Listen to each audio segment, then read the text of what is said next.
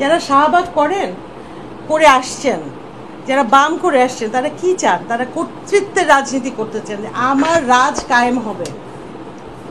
বুঝাতে পেরেছি তো? আমাদের এই ইলিয়াস ভাইরা সেই মানে এটা দুঃখজনক যে ওনাদেরকে এখন আমরা সহযোদ্ধা ভাববো কিনা, মনে হয় না ভাবা ঠিক হবে, যতদিন পর্যন্ত না আবার ওনারা নিজের ট্র্যাক পরিবর্তন করেন। তো সহযোদ্ধা হয়তো হারাবে, সহকর্মী হয়তো হারাবে, কিন্তু অসুবিধা নাই। ভ্যাকুয়াম যে শূন্যতা তৈরি হবে সেটা আবার তৈরি হবে। আর আপনাদের মাধ্যমে বলছি, এই যে জাতীয় সঙ্গীত পরিবর্তন করার জন্য আসেন আমরা চিটাগং যাই, আসেন আমরা চিটাগংয়ের রাজপথ দখল করি, সব ইসলামের নামে নারায়ে তাকবীর আল্লাহু আকবার বলে যে আপনাদেরকে ডাক দিবে, আপনারা দয়া করে যাবেন না। কারণ শাপলা চত্বরের যে নৃশংসতা, বিভৎসতা, তখনও কিন্তু এই পিনাকি ভট্টাচার্যদের যে একটা গ্রুপ আছে, এটা যারা একটু সিনিয়র আছেন তারা জানেন, এই একই গ্রুপ কিন্তু ওই কাজটাও করেছে। শাপলা চত্বরের ঘটনায় পিনাকিদের গ্রুপ কি বলছিল? যে সব শোয়াই দাও, তাই বলছিল না? তাদের কমিউনিটি বলছে না মাঠ খালি করে দাও, শোয়াই দাও, এটা বলছে না? এখন এসে শাপলার প্রতি তাদের দরদ বেড়ে গেছে। আসলে শাপলার প্রতি দরদ না, শাপলাকে ব্যবহার করা, হ্যাঁ, শাপলার সুরে কথা বলে শাপলার পক্ষের লোক হয়ে প্রতিনিধিত্ব করা, এটাই হলো তাদের কৌশল। তো এই কৌশলগুলো আমাদেরকে বুঝতে হবে। জাতীয় সঙ্গীত বিষয়ে আমাদের কিছু তথ্য আছে, যেটা বঙ্গভঙ্গের সময় এই বঙ্গভঙ্গের বিরুদ্ধে রবীন্দ্রনাথ লিখেছিলেন, এই তো এইটা একটা বিষয় গেল। কিন্তু জাতীয় সঙ্গীত কখন থেকে বাংলাদেশের হলো, এটা আমাদেরকে জানতে হবে ইতিহাসটা। জাতীয় সঙ্গীত কখন থেকে বাংলাদেশের হলো? 1971 সালে মুক্তিযুদ্ধে আমাদের এই যুদ্ধকে প্রম্পট আপ করার জন্য, হ্যাঁ, যে গানগুলো ব্যবহৃত হয়েছিল তাদের মধ্যে জাতীয় সঙ্গীত অন্যতম ছিল।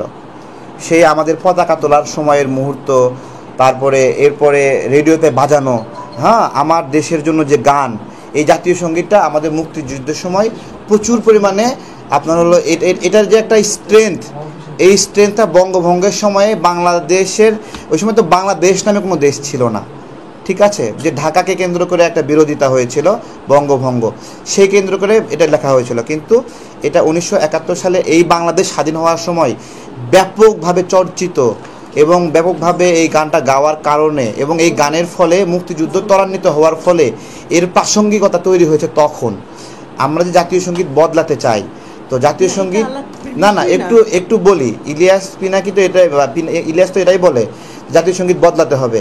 তো জাতীয় সঙ্গীত বদলায়ে দেখেন, বাংলাদেশ গঠনের সময় জাতীয় সঙ্গীতটা কোনো দলের ছিল না। শুধু তারেক ভাইয়ের কথাটার একটা রেশ ধরে বলি, তারেক ভাই খুব অমায়িক মানুষ এবং উনি যে কথাগুলো বলেন ওনার দিল থেকে বলেন, কোনো রকম এডিটিং ছাড়া। আর অমায়িক মানুষ বলে শুনতে মনে হয় কি যে বুঝি একটু সাবমিসিভ টাইপের, আসলে কিন্তু ক্যারেক্টারটা সেটা না। সেরকম ক্যারেক্টার হলে তো আর ইলিয়াস সাহেবের এত মাথা ব্যথার। আমি ইলিয়াস ভাই বলতে চাই, ওনাকে ভাই বলবো, চেষ্টা করবো ভাই বলতে। হতাশার যে কথা বলেন না, এই হতাশাটা আসলে সংক্ষুব্ধতা। আপনার ভেতর যে সংক্ষুব্ধতা তৈরি হয় আপনাকে রেজিস্ট্যান্ট করে, আপনাকে রেজিলিয়েন্ট করে দেয়। কিসের বিরুদ্ধে? ব্যবস্থার বিরুদ্ধে। তাহলে শেখ হাসিনার ইন্ডিয়ান হেজিমনি বলেন, আধিপত্য বলেন, মানে গুম খুনের রানী শেখ হাসিনার বিরুদ্ধে সংক্ষুব্ধ হয়েছিলাম বলেই মানুষ কিন্তু জাস্ট নিজের বুকটা পেতে দাঁড়িয়ে গিয়েছিল, তাই না? তো এখন এই ইলিয়াস হোসেন বা পিনাকি ভট্টাচার্য বা এবিসিডি, ডক্টর ইউনূসের প্রেস উইংকেও আমি এটা একই কাতারে ফেলবো। এখন ডক্টর ইউনূসের প্রেস উইংকে আমি পিনাকি ভট্টাচার্য এবং ইলিয়াস হোসেন, ওনাদের যে লেভেলটা আছে আমি ঠিক সেই লেভেলেই ফেলবো এবং আমি দায়িত্ব নিয়েই ফেলছি, কারণ আমার দীর্ঘ কয়েক মাসের অবজারভেশন আছে প্রেস উইংয়ে। এখন এই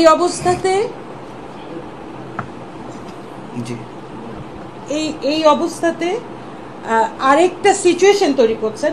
রিসেন্টলি দেখেছেন উনি বলেছেন বাংলাদেশের জাতীয় সঙ্গীত নিয়ে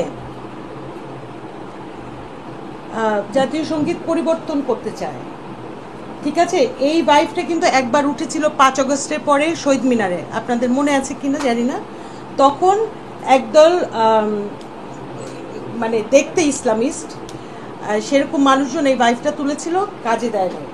এখন পিনাকি, ইলিয়াস এবং আরও যারা দেখতে মুসলিম মানে বেশভূষায় ইসলামিস্ট, তাদেরকে নিয়ে আবার একটা ভাইব তুলতে চায়। কেন বলেন? অ্যাটেনশন দরকার।